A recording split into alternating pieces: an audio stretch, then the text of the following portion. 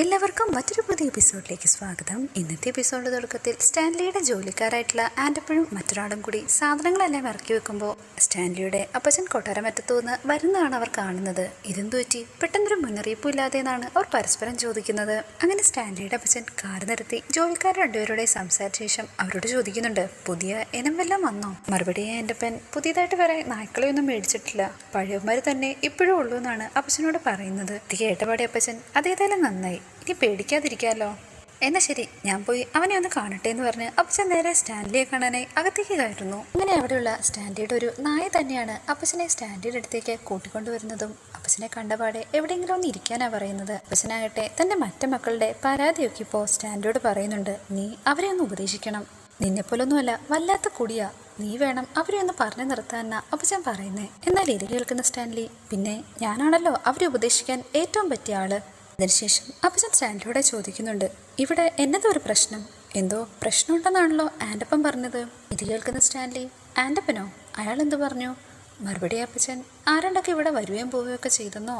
അതിനെപ്പറ്റി ആകട്ടെ അവനൊന്നും അറിയത്തില്ലെന്നൊക്കെ പറഞ്ഞല്ലോ. അങ്ങനെ അവൻ അറിയത്തില്ലെന്ന് പറഞ്ഞിട്ടുണ്ടെങ്കിൽ അതിനർത്ഥം അവൻ എന്തോ അറിയാവുന്ന. മറുപടി സ്റ്റാൻലി, ബാലചന്ദ്ര മേനോൻ എന്നൊരാൾ ഇവിടെ വന്നിട്ടുണ്ടായിരുന്നു. ഇത് കേൾക്കുന്ന അപ്പച്ചൻ, ആ എനിക്കറിയാം അദ്ദേഹത്തെ, തറവാട്ടി വന്നിട്ടല്ലേ ഇവിടേക്കുള്ള അഡ്രസ്സ് മേടിച്ചത്, ഞാനാണല്ലോ വഴിയും പറഞ്ഞു കൊടുത്തത്. സ്റ്റാൻലിയോട് ചോദിക്കുന്നുണ്ട്, അയാൾ എന്തിനാ വന്നേ? വല്ല തോട്ടോ മറ്റോ പാട്ടത്തിനെടുക്കാനാണോ? എന്ന കാര്യം അതൊന്നും അല്ലെന്ന് സ്റ്റാൻലി തീർത്ത് പറയുന്നുണ്ട്. എനിക്ക് 23 വയസ്സുള്ളൊരു മകളുണ്ടെന്ന് അറിയിക്കാൻ വന്നതാ. ഇത് കേൾക്കുന്ന അപ്പച്ചൻ ചിരിച്ചുകൊണ്ട്, അത് കൊള്ളാലോ, 20 വർഷം മുമ്പ് കല്യാണം കഴിഞ്ഞ് നിനക്കെങ്ങനെയാ 23 വയസ്സുള്ള മകള്?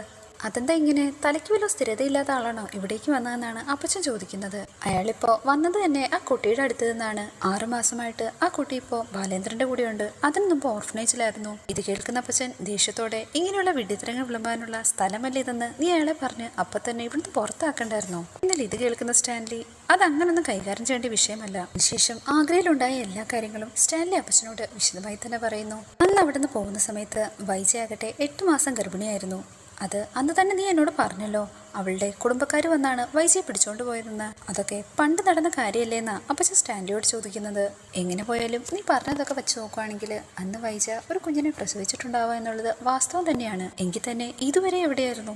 ഇപ്പോൾ ഇതെന്തിനെ കുത്തിപ്പൊക്കിക്കൊണ്ട് വരുന്നത്? പണത്തിനോ അങ്ങനെ മറ്റോ ആണോ എന്നാണ് സ്റ്റാൻലിയോടെ അപ്പച്ചൻ ചോദിക്കുന്നത്. അതിൻ്റെ ഒന്നും ആവശ്യം ബാലേന്ദ്രനില്ല. സ്വർണ്ണക്കടയും മറ്റ് ബിസിനസ്സും എല്ലാം ഉണ്ട്. എന്നാൽ ഇത് കേൾക്കുന്ന അപ്പച്ചൻ, അതൊക്കെ വെറുതെ തട്ടിപ്പിന് പറയുന്നതാകും, ഒന്നും തന്നെ നമുക്ക് വിശ്വസിക്കാൻ പറ്റത്തില്ല. ഇങ്ങനെ പല ആൾക്കാരും ഈ ലോകത്തുണ്ട്, എല്ലാവരെയും ഒന്നും കണ്ണുടച്ച് വിശ്വസിക്കരുത്. ഞാൻ ആകെ കൺഫ്യൂഷനില്ല, എന്ത് ചെയ്യണമെന്ന് അറിയാതിരുന്നോണ്ടാ അപ്പച്ചനെ വിളിച്ചതെന്നാണ് സ്റ്റാൻലി പറയുന്നത്. നീ പ്രത്യേകിച്ച് ഒന്നും തന്നെ ചെയ്യണ്ട, അങ്ങനെ ഒരാളിവിടെ വന്നതായിട്ടേ നീ കരുതണ്ട. ഇങ്ങനൊരു കാര്യം നീ അറിഞ്ഞിട്ട് പോലുമില്ല, അല്ലാതെ നീ ആ കുട്ടി ഇങ്ങോട്ടേക്ക് കൊണ്ടുവരാനൊന്നും നിൽക്കേണ്ടെന്നാണ് അപ്പച്ചൻ പറയുന്നത്. പിറ്റേ ദിവസം അത് സ്റ്റാൻലി ബാലചന്ദ്രന്റെ ഫോണിലേക്ക് വിളിക്കുന്നു. എന്തിനാണ് തന്നെ വിളിച്ചതെന്ന് ചോദിക്കുമ്പോൾ കുറച്ച് കാര്യങ്ങൾ പറയാനാണെന്നാണ് സ്റ്റാൻലിയുടെ മറുപടി. എന്നാൽ ഇത് കേൾക്കുന്ന ബാലചന്ദ്രൻ, എൻ്റെ കൂടെയുള്ള അലീനയുടെ സുരക്ഷിതത്വം നിങ്ങൾ ഏറ്റെടുക്കാവുന്നുണ്ടെങ്കിൽ മാത്രം നമുക്കിനി തുടർന്ന് സംസാരിച്ചാൽ മതി. ഇപ്പോൾ മറ്റൊരു കാര്യമാണ് ബാലനോടെ ചോദിക്കുന്നത്. അലീന എൻ്റെ മകളാണ് തെളിയിക്കുന്നതിനുള്ള എന്ത് രേഖയാണ് നിങ്ങളുടെ കൈവശമുള്ളത്? ഇത് കേട്ടപാടെ ആകെ ദേഷ്യത്തിലാണ് ബാലൻ. നിങ്ങൾക്കും വൈജയ്ക്കും ഉണ്ടായ മകളുടെ രേഖ തെളിയിക്കുന്ന സർട്ടിഫിക്കറ്റുമായി നടക്കുന്നതല്ല എൻ്റെ പണിയെന്നാണ് ബാലൻ അയാളോട് പറയുന്നത്. ഇത്രയും കേട്ടപാടെ സ്റ്റാൻലി, നിങ്ങളിങ്ങനെ പരുഷമായി സംസാരിക്കാനാണെങ്കിൽ നമുക്ക് സംഭാഷണം ഇവിടെ വെച്ച് തന്നെ നിർത്താം. മറുപടിയായി ബാലൻ, അലീനെ ഞാൻ കണ്ടുമുട്ടിയിട്ട് തന്നെ 6 മാസമായി. അലീനയുടെ അച്ഛൻ നിങ്ങളാണെന്ന് അറിഞ്ഞിട്ട് വെറും 3 മാസവും. അതിൻ്റെ ഇടയ്ക്ക് തെളിവ് ഞാൻ എവിടെ തിരക്കി പോകാനാ? എനിക്കറിയില്ല നിങ്ങളാണ് അവളുടെ അച്ഛൻ എന്നുള്ളത്. വൈജയ്ക്കാണെങ്കിൽ അലീന മകളാണെന്നും അറിയില്ല. പിന്നെ തെളിവിന് വേണ്ടി ഞാൻ എന്ത് ചെയ്യാനാണെന്നാണ് ബാലൻ സ്റ്റാൻലിയോട് ചോദിക്കുന്നത്. വേണമെങ്കിൽ തനിക്ക് തെളിവുകൾ നിരത്തി കാര്യങ്ങളെല്ലാം തെളിയിക്കാൻ അറിയാൻ മേലിച്ചിട്ടില്ല. എൻ്റെ സ്വന്തം കുടുംബം ചിന്തിച്ചിത്തിരി പോകുന്നതാണ് ബാലൻ അയാളോട് പറയുന്നത്. ഞാൻ എന്തായാലും ക്ഷമയുടെ നെല്ലിപ്പലക കണ്ടു നിൽക്കുകയാണെന്നാണ് ബാലചന്ദ്രൻ പറയുന്നത്. അതുകൊണ്ട് തന്നെ കൂടുതലൊന്നും ഇനി എന്നോട് ചോദിക്കരുത്. സ്റ്റാൻലി ആകട്ടെ ഫോൺ എൻ്റെ അപ്പച്ചൻ്റെ കയ്യിൽ കൊടുക്കാം, നിങ്ങൾ ഇനി നേരിട്ട് സംസാരിക്കാനാണ് ബാലനോട് പറയുന്നത്. എന്നാൽ ബാലചന്ദ്രനോടുള്ള ഔദക്കുട്ടിയുടെ പരുഷമായ സംസാരത്തിൽ ബാലചന്ദ്രൻ ആകെ ദേഷ്യത്തിലാവുകയും ഫോൺ തിരിച്ച് സ്റ്റാൻലിക്ക് കൊടുക്കാൻ ആവശ്യപ്പെടുകയും ചെയ്യുന്നു. മേടിച്ചപാടെ സ്റ്റാൻലി ബാലനോടെ പറയുന്നുണ്ട്, നിങ്ങൾ കുറച്ചുകൂടി സൗമ്യമായിട്ട് സംസാരിക്കണം.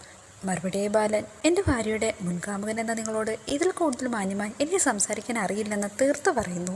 ഇത്രയും പറഞ്ഞ ദേഷ്യത്തോടെ ബാലൻ ഫോൺ കട്ട് ചെയ്യുന്നു. ഇതേ സമയം സ്റ്റാൻലിയുടെ വീട്ടിലിരുന്ന് ബാലചന്ദ്രയും സ്റ്റാൻലിയുടെയും ഫോൺ സംഭാഷണം കേട്ടോണ്ടിരുന്ന അപ്പച്ചനാകട്ടെ സ്റ്റാൻലിയോട് പറയുന്നുണ്ട്, അയാൾ എന്തായാലും ഫോൺ വെച്ചിട്ട് പോയില്ലേ, നീ എന്റെ പുറകെ ഇനിയും പോവാൻ നിൽക്കണ്ട. ഈ ദിവസം രാത്രിയിൽ തന്നെ കുളിച്ച് ഫ്രഷായി താഴേക്ക് ഇറങ്ങുന്ന സ്റ്റാൻലിയുമായി സംസാരിച്ചുകൊണ്ട് നിൽക്കുകയാണ് അപ്പച്ചൻ. ഈ സമയം സ്റ്റാൻലി ചില പഴയ കാര്യങ്ങളെ പറ്റി പറയുന്നുണ്ട്. പണ്ട് വൈജമ്യയുള്ള വിവാഹം നടക്കാനിരിക്കെ തന്നെ അപ്പച്ചനും അതേപോലെ അവളുടെ കുടുംബാംഗങ്ങളും തമ്മിൽ എന്തോ ഒരു കരാറിൽ ഏർപ്പെട്ടില്ലേ.